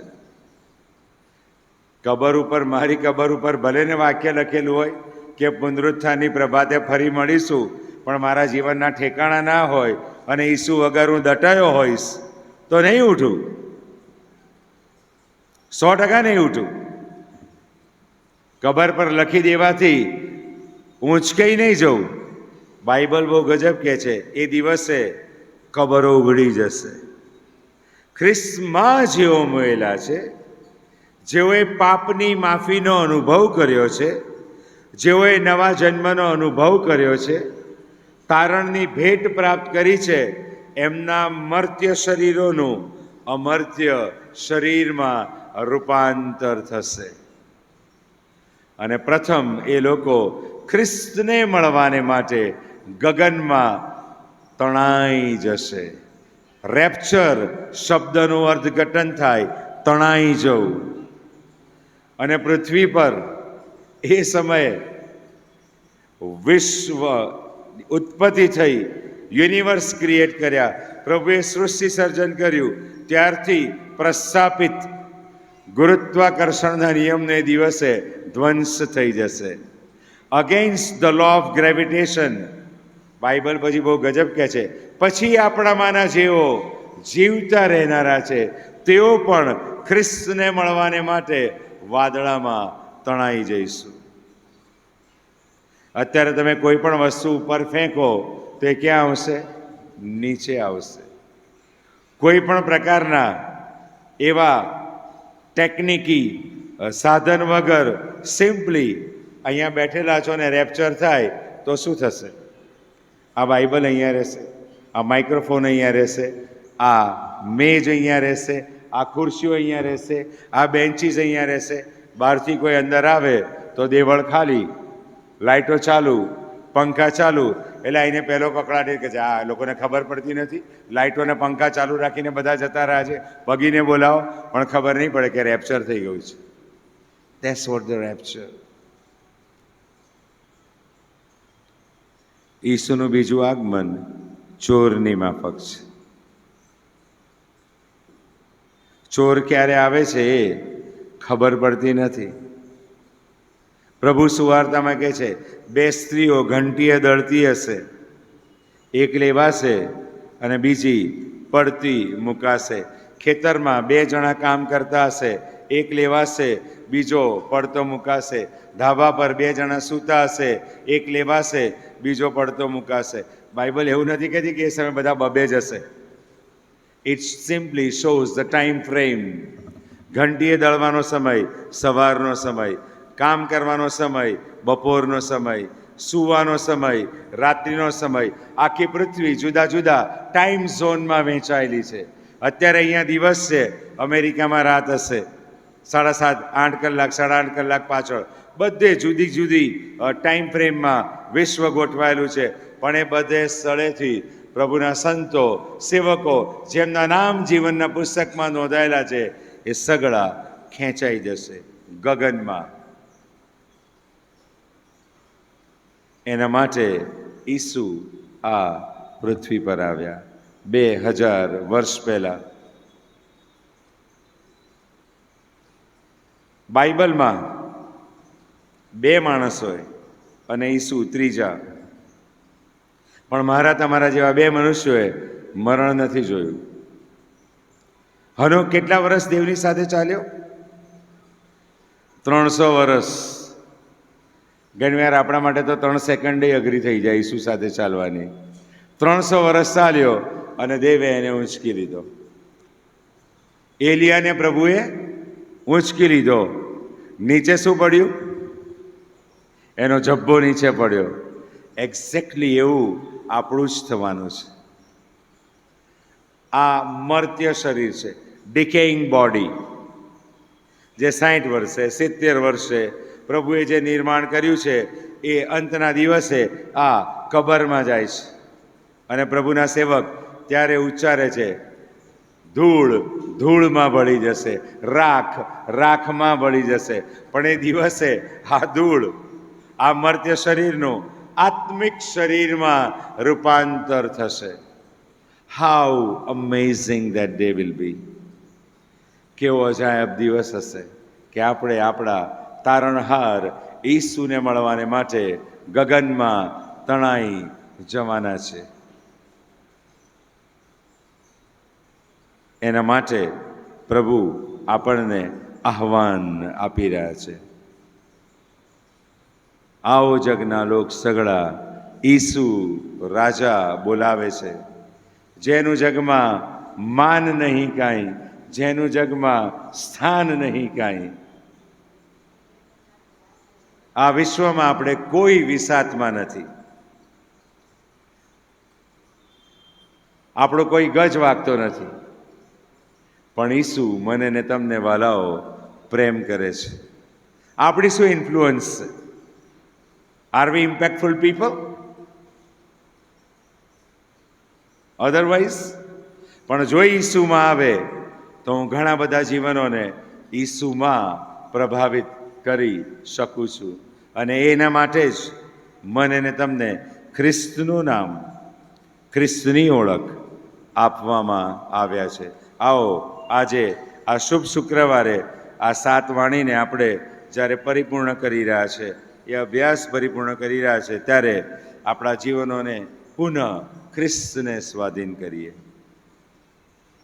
ઈસુએ પોતાનો આત્મા યહોવાના હાથમાં સોંપ્યો. ધ મોસ્ટ સિક્યોર્ડ પ્લેસ દેવના હાથ છે. દેવને હાથ સલામત. દેવને હાથ સલામત. દેવના હાથમાં પડવું એ મારા તમારા માટે યોગ્ય છે. ગમે તેવા પાપ હોય, ગમે તે ભૂલો કરેલી હોય, ગમે તેટલા દૂર ચાલ્યા ગયા હોઈએ, ઈસુ આજે મને ને તમને આહ્વાન આપી રહ્યા છે. Turn to me. ઉડાવ દીકરો દૂર દેશ ચાલ્યો ગયો. ભૂંડોને આપવામાં આવેલી શીંગ ખાતા સભાનતા આવી. અહેસાસ થયો, પસ્તાવો થયો. બાઇબલ કહે છે, he took a U-turn. પાછો આવ્યો. કેવી ગજબ વાત બાઇબલ લખે છે. બાપ આનંદિત હતો, દૂરથી દીકરાને જોયો અને દોડીને સામે મળવાને ચાલી નીકળ્યો. ગંદો, ગંધાતો હતો, વાળ વધી ગયા હશે, એવા શેપમાં નહીં હોય કે એના દીકરાને બીજું કોઈ આઈડેન્ટિફાઈ કરે. But he is the father. ભેટી પડ્યો, નોકરોને બોલાયા, નવો જામો પહેરાવો, હાથમાં મીઠી ગાલો, વાછરડો કાપો, મિજબાની કરો. The same is the father in heaven. આપણા પાપ ગમે તેટલા ગંદા હોય, આપણા આત્મિક વસ્ત્રો ગમે તેવા ભ્રષ્ટ થઈ ગયા હોય, એ આજે આપણને આહ્વાન આપી રહ્યા છે. એક નાની વાત કહીને પૂરું કરીશ. ઉડાવ દીકરાના જેવું જ એક દીકરા એના પૃથ્વી પરના બાપ સાથે કર્યું. ચાલ્યો ગયો, બધું વેડફી નાખ્યું, અને એક દિવસ અહેસાસ થયો that I must go back to my father. હું મારા પિતાની પાસે પાછો જાઉં. એણે એના પિતાને એક પત્ર લખ્યો, પપ્પા તમે મને માફ કરશો તો હું ઘરે આવીશ, અને જો તમે મને માફ કર્યો હોય તો આપણા ઘરની પાસેથી એક રેલ ટ્રેક પસાર થાય છે. એ રેલ ટ્રેકની બાજુમાં જ એક બહુ મોટું વૃક્ષ છે. એ વૃક્ષની ટોચ ઉપર પપ્પા તમે સફેદ ધજા ફરકાવી દેજો તો હું એ ટ્રેનમાંથી ઉતરીને ઘરે આવીશ, અન્યથા હું એ માનીને આગળ ફરી પાછો ચાલ્યો જઈશ કે તમે મને માફ નથી કર્યો. અને દીકરાએ ઘર તરફની મુસાફરી ચાલુ કરી. મન વિહવળ છે. એ સફેદ ધ્વજા છે કે કેમ ક્વેશ્ચન માર્ક છે. હૃદય માનતું નથી, મન દગો દઈ રહ્યું છે. પિતાએ ધ્વજા રાખી હશે કે કેમ. ઘર નજીક આવ્યું, દૂરથી વૃક્ષ દેખાતું હતું. એની હિંમત ચાલતી નહોતી કે હું બહાર જઈને જોઉં, અને છેલ્લે એણે હિંમત કરી અને દરવાજાની બહાર લટકીને જોયું તો આખું વૃક્ષ સફેદ ધ્વજાથી છવાયેલું હતું. દીકરો આશ્ચર્યચકિત થઈ ગયો, ઉતરી ગયો, એના પિતાની પાસે ગયો અને કીધું, બાપા મેં તો એક જ ધ્વજાની વાત કરી હતી. પિતાએ બહુ ફેન્ટાસ્ટિક આન્સર આપ્યો. કદાચ એક ધ્વજા દીકરા ધ્યાનમાં આવે, ના પણ આવે, અને તું મારી પાસેથી ચાલ્યો જાય અને હું તને ગુમાવી દઉં, એ પાળવે એવું નહોતું. માટે મેં આખા ઝાડને આ સફેદ ધ્વજાથી ભરી દીધું. ગલગથા પર વધસ્તંભ માટે મુકાયો. આપણે એને જોઈએ અને બાપની પાસે પાછા આવીએ. 2000 વર્ષથી એ કાલવરીનો વધસ્તંભ મને ને તમને વાલા ભાઈ બહેનો હાંક મારે છે, કમ બેક ટુ મી, મારી પાસે પાછા આવો. My child come back to me. પ્રાર્થના કરીએ. પ્રભુજી, ફરી એકવાર આ સમયને માટે અમે તમારો આભાર માનીએ છીએ. હજી 12 વાગ્યાથી શરૂ કરીને આ સમય સુધી તમે વિવિધ પ્રકારે અમારી સાથે બોલ્યા, તેના માટે તમારો આભાર માનીએ છીએ. તમારા લોકને તમારા પ્રેમે કરીને તમે આ સ્થળમાં લઈ આવ્યા. સૂચક રીતે તમે તેમનો અહીંયા આગળ ઉપયોગ કર્યો.